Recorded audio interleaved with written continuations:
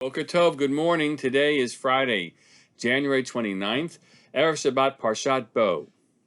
And tomorrow, we will leave Egypt. We will read Parshat Bo, where God liberates the Jews from the house of bondage.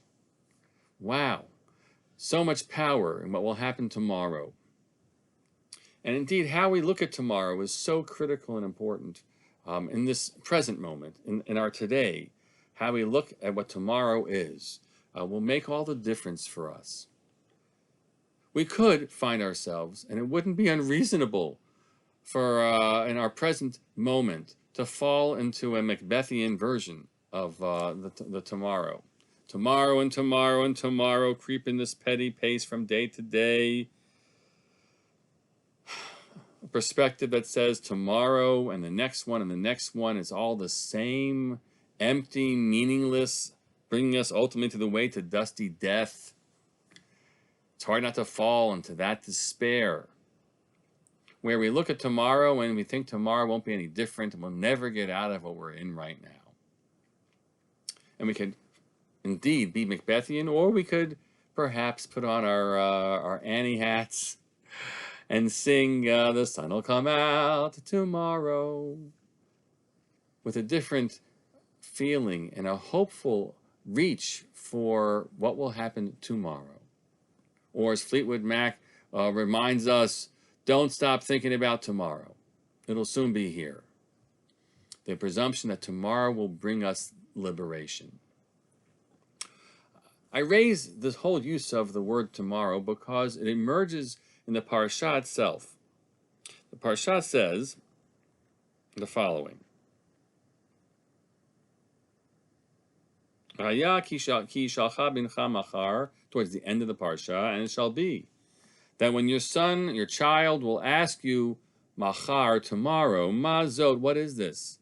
Referring to the Passover offering and the like. You will say to him that with a strong hand, a mighty hand, God brought us forth from Egypt, from the house of bondage. What tomorrow is that? It can't be tomorrow, literally the next day, because you don't need to explain to your children as you're marching out of Egypt why you brought the Korban Pesach, or tell them that there was this thing called the mighty hand of God and a house of bondage. That's not necessary. It can't be that. It's got to be a different type of machar than has been used until now in Parshat and Sefer Shemot, where for the most part, when we're told once and again that Moshe stands before Pharaoh and describes something that's going to happen machar or lemachar, tomorrow, he means the next plague, what's going to happen literally the next day. So this is a different type of tomorrow, when you have to explain to your children what it is that you've experienced. Says the Midrash, Yesh machar shehu achshav, there's a use of the word machar, tomorrow, which is present tense, which is immediate. V'yesh machar la'achar zman, and there's a tomorrow, which really means after the passage of time. And this verse, Harei machar is Harei machar la'achar zman. This verse, when your child will ask you this, is talking about a future period of time, that kind of machar, right? We know right now we're living in crazy times politically and socially over this past period. It's been something that we could not have ever imagined, and certainly we're living in crazy times of a pandemic which has killed to this date over 400,000 people in this country.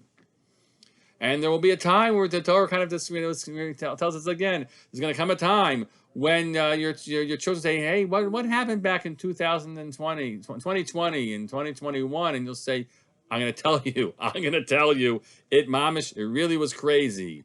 And that's a type of machar, shehu, which is after time. So that's one usage of machar, one relationship to machar. When we think about what the future will be, that those are going to come at a point in time when that there'll be children or grandchildren who won't understand what it is that we lived through, and we'll have to explain it to them. And I've been thinking about that, right? Right, this is crazy what we're experiencing, frightening and crazy. And it's not going to be believable to a future generation. So we're going to have to figure out how to tell them what it is that we went through. But the other takeaway from this teaching is this is important, which is just to know our relationship to time. That sometimes the machar, which is achshav, which is an immediate, there's a machar, which is la'achar zman, which is after much passage of time. And think about where we were in March when we thought that this pandemic, well, we didn't, right, whatever it was, this infection that's gone around, it's going to take a few days, it's going to take a few weeks, and then we'll be on the other side of it.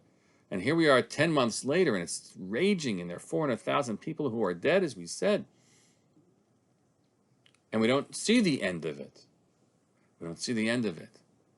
And so we could easily fall into a Macbethian version of tomorrow and tomorrow and tomorrow, where time just continues on this way, and we feel empty in it. We feel empty in it. So instead, what do we do not to fall there? We have to find the voices of hope and the lessons of hope that we actually take from the Parshat itself.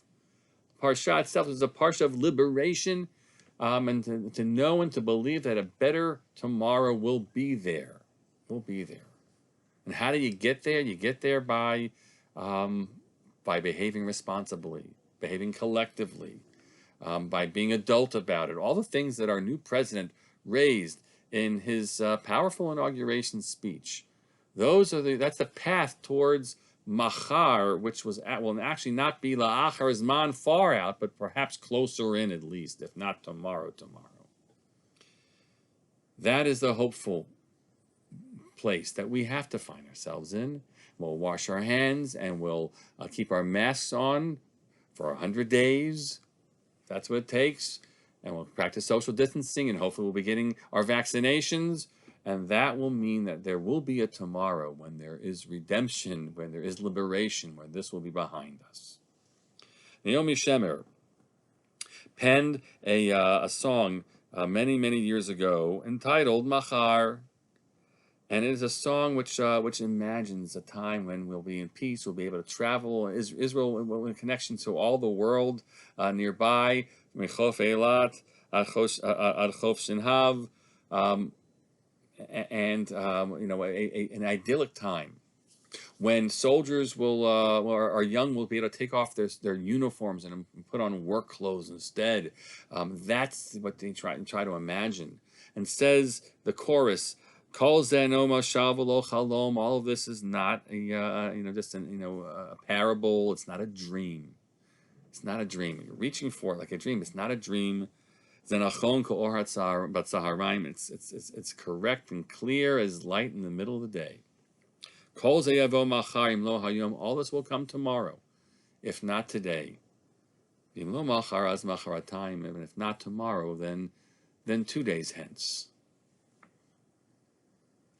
We need to have this voice inside of us, because we can be pulled down. We can be pulled down by so much. This was a hopeful week, even with all the darkness of milestones that have been passed. But there's a direction that is in place for this country, regarding this pandemic, which hopefully gives us a greater sense of a way out, and the knowledge that there will be a machar, and in no machar as macharatayim, but not never. If not tomorrow, then the next day. It won't be soon enough, but it'll be soon. It'll be soon. Bekarov b'yameinu, soon in our day, we hope and we pray. Let us all find the hopeful voice inside of us to look for the machar of liberation, and to help build it and create it together. Have a Shabbat Shalom.